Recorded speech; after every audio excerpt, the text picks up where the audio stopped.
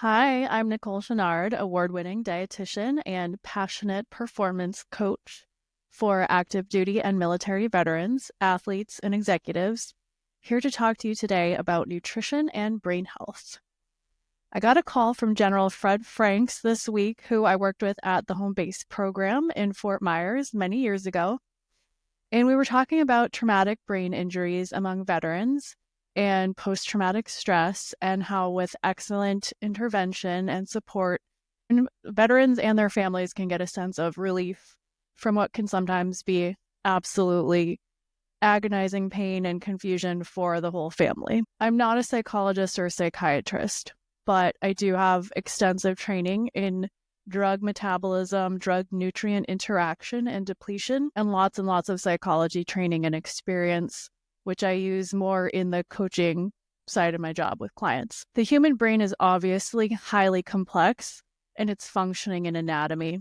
So I'm going to focus on 9 elements of brain health: language, thought, memory, perception, judgment, attention, memory skills like driving a car, the ability to live a purposeful life, and executive function. Obviously, these are all important tasks that we need our brains to be able to initiate and coordinate for us when an appropriate acute physiological response, like inflammation, becomes a chronic situation.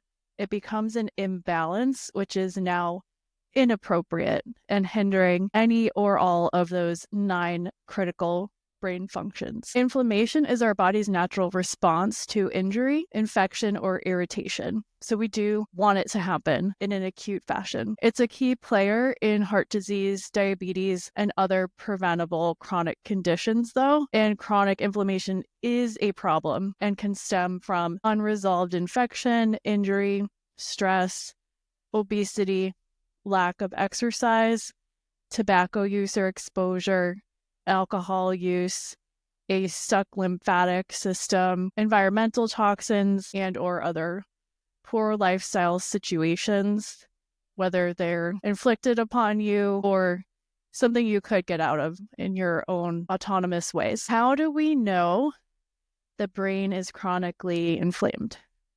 Well, we can test for it. There are at least 3 inflammatory markers that are produced in the body and that can cross the blood-brain barrier that we can measure in blood tests.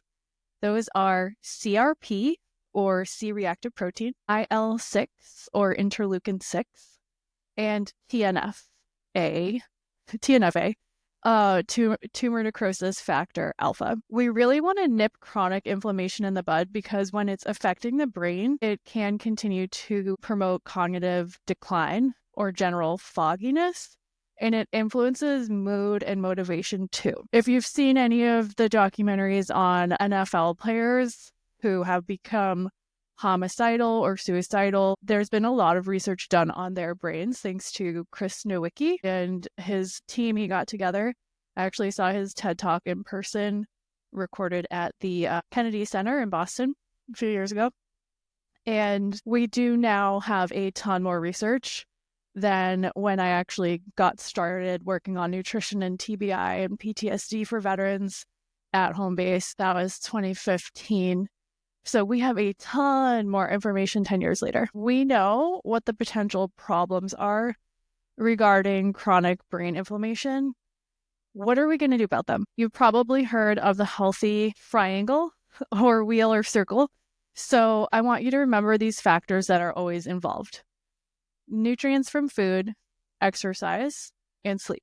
We need all 3 of them functioning together. So, I love a rule of 3, and triangles are the strongest shapes in nature. So although the food pyramid contents and servings was not the optimal design for healthy eating, they were onto something with the shape, that pyramid. If you want to know a fun fact about your host's high school days, I was absolutely mesmerized by free radicals and antioxidants in PE class with Schoon, our teacher, who was all about PE and taught us yoga and made us watch Super Size Me and made us come up with aerobics routines. If you know, you know. I was probably the only person in the class who got really into it. But anyway, makes sense now, right? Those topics are all my jam, as you've witnessed if you know me. But back to the brain. We want to pay attention to oxidative stress in the brain, which is damage caused to the cells or damage preventing enzyme synthesis caused by something called free radicals or free radical damage. A free radical is an atom with an unpaired off-balance electron, which it's hard to picture electrons because they're so super tiny, but it's kind of like a chicken running around with its head cut off, causing all these issues because it can't function that way. And antioxidants come in and they stabilize the unpaired electron and basically put the head back on the chicken, good as new, so it can go back to functioning. It's all good. Safe and protected cell walls are our inner army of defense. We cannot fight infections from viruses and bacteria and parasites without our inner army of defense. And the only way to build it up is through nutrition. Nutrition is our army's inner weapons. It's our protection. It's our strength. We cannot bypass it with over-the-counter or behind-the-counter Band-Aids, new things that someone just created. It doesn't work that way. That would be like giving a special ops guy really expensive hockey sticks to fight with against another army that has guns and bombs and drones. It doesn't work that way. The hockey sticks are not going to win that battle. Your body needs an appropriate inner army of defense for what's to come attack it. Before I continue ranting about weapons and armies, I want to give you some examples of antioxidants found in foods that have the chemical structural ability to balance out these unpaired electrons, which is extra important for warfighters and also any type of athlete to consume more than a sedentary person. So if you're an athlete, if you're in the military, if you weren't in the military, if you live near any kind of military base, if you're constantly around chemicals that you're exposed to at work, you need to listen and pay attention to this. Athletes undergo more cell damage simply by undergoing the act of exercise because our muscles break down so that they can rebuild. Okay, so that causes an imbalance and unpaired electrons naturally. So that pertains to my professional athletes, my college and high school athletes, my weekend warriors, marathon runners, and especially my special ops, special activities guys who have the added potential oxidative stress and unpaired electrons that come with the territory of blast exposure, breaching, head trauma, whether he got physically hit with an object or from a wave or was exposed to burn pits or any type of chemical burning or byproduct on or near a military base or site where they're most likely to happen. 5 great examples of antioxidants found in food and beverages are beta-carotene, which you can get from eating carrots, sweet potatoes, cantaloupe, so your orange foods. That's how I like to remember beta-carotene. Lycopene, that's number 2, which you can get from eating tomatoes, tomato products like tomato sauce. So cooked tomato actually has a higher potency of lycopene. The lycopene is changed in its structure, so it's actually more protective. And I'm also going to add a list of foods containing the most lycopene per 100 grams on the blog post connected to this episode that you will find on NicoleChenard.com and on my Instagram account, which is at Nicole.Chenard, just so you can have a visual if you want it. So these are your red and pink foods that contain lycopene, if it's easier to remember that way. I'm a visual person and an auditory person, so I like to have both when I'm learning something new. And lutein, another potent antioxidant, can be found in green peas, broccoli, and spinach. So those are your greens, very important. And then EAGCG or epigallocatechin, gallate, can be found in green and black teas and polyphenols. Polyphenols is a blanket term for an important crew of naturally occurring phytochemicals that have antioxidant properties. aka help equip your inner army with the weapons they need to help you out of disease's way. Polyphenols can be found in red grapes, apples, oranges, cranberries, soybeans, peas, onions, strawberries, spinach, almonds, walnuts, pistachios, dark chocolate or cocoa, and spices such as cloves, cinnamon, turmeric, cumin, and ginger. Herbs contain polyphenols too, so it's important to add herbs to your daily eating routines, including basil, parsley, peppermint, rosemary, sage, and thyme. I'm a really big fan of adding rosemary and olive oil and a little garlic, salt, and pepper to my homemade potato and sweet potato steak fries. And I like to add cinnamon or pumpkin spice to my coffee, which pumpkin spice contains a mix of spices, so it really adds a lot of flavor and makes the flavor pop. One of the main protective roles that polyphenols have is they improve glucose homeostasis. So that's your blood sugar balance, and they help decrease insulin resistance. Sugar is only an issue when it's roaming around your bloodstream, not getting into cells and being used for fuel. It's kind of like if gasoline was outside the pump and outside your car. That's not where we want it. It's not safe. It's going to be a real problem. We absolutely need it, and we need the fuel in the right places so it can do its job safely. So eating and drinking more foods and beverages that contain polyphenols can help you naturally control your blood sugar. For any active duty military or veteran or athlete who has had a head trauma, TBI, or concussion, this is extra important to focus on, especially immediately after the blow, because the blood-brain barrier is the most fragile at this time. That's the barrier that keeps toxins out of the rest of your brain.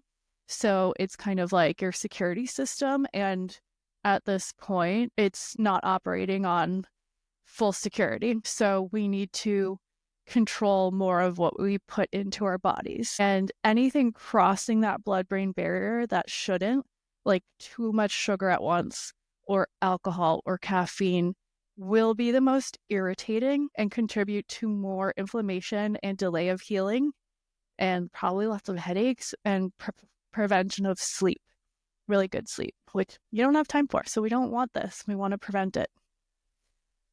Polyphenols also play a role in carbohydrate metabolism and homeostasis of triglyceride levels, so liver function as well, which is a major part of our detox system.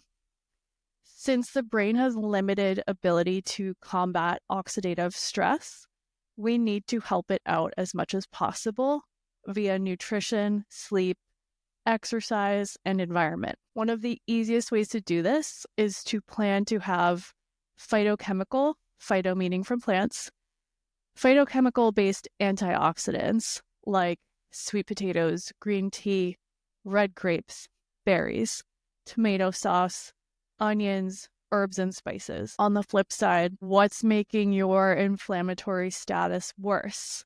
So what you want to avoid are things like refined carbohydrates like white bread, cereal bars, crackers, cookies, and pastries, French fries, fried food. It might be labeled crispy at a restaurant, and soda and other sugar-sweetened beverages. Also red meat like burgers and steaks, especially highly processed meat like hot dogs and sausage. And then margarine, shortening, and lard, and alcoholic beverages like beer, wine, and liquor, and also energy drinks. That's a big one. If you want to heal your brain, stop getting those crazy distracting headaches and have a good night's sleep, focus on anti-inflammatory foods like omega-3 containing salmon, mackerel, sardines, walnuts, turmeric, blueberries, tomatoes, dark leafy greens, nuts, olive oil, dark chocolate, and tea. Plan your meals and snacks ahead of time. Stay balanced. Bring food with you no matter where you're going to avoid having to stop somewhere inflammatory for a quick meal. And eat well, think well, and feel better. Also, if you or your veteran loved one are having trouble getting motivated to eat anti-inflammatory foods or eat at all, plan to eat with someone or plan to eat with your veteran friend or loved one. There have been times when I've had special ops patients who have gone through extensive surgeries, and I got called in because he's had an unintentional weight loss of 20 to 80 pounds, and the medical team doesn't know why. After talking to him, I noticed the pattern of him eating healthy meals regularly when his wife is visiting him, and he admits he was having little to no motivation to eat anything at all, really, when she's not there. There is a really big social aspect to eating. So connect yourself and your veteran friends to other people at mealtimes. Do not underestimate the power of this. You have the power of changing someone's life by eating a meal with them. Do it. And by all means, do not tell your veteran what he or she needs to do. These are very highly skilled humans. Try just listening. Be the hot priest from the show Fleabag. Show up and listen. That's what people really need. On that note, thank you so much for listening to me.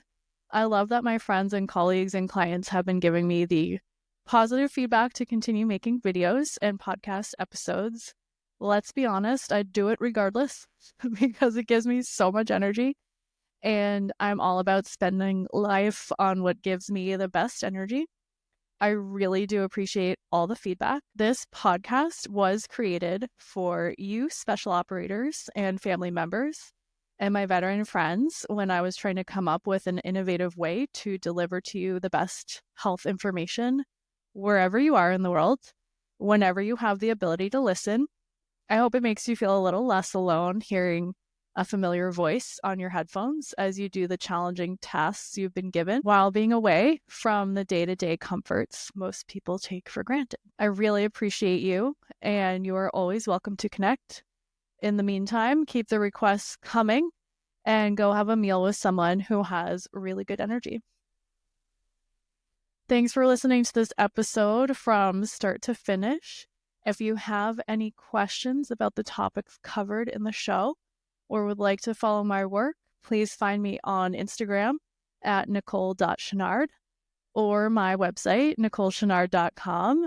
I answer all messages, so don't hesitate to reach out. Also, I'm looking forward to getting episodes out now on a minimum of a monthly basis.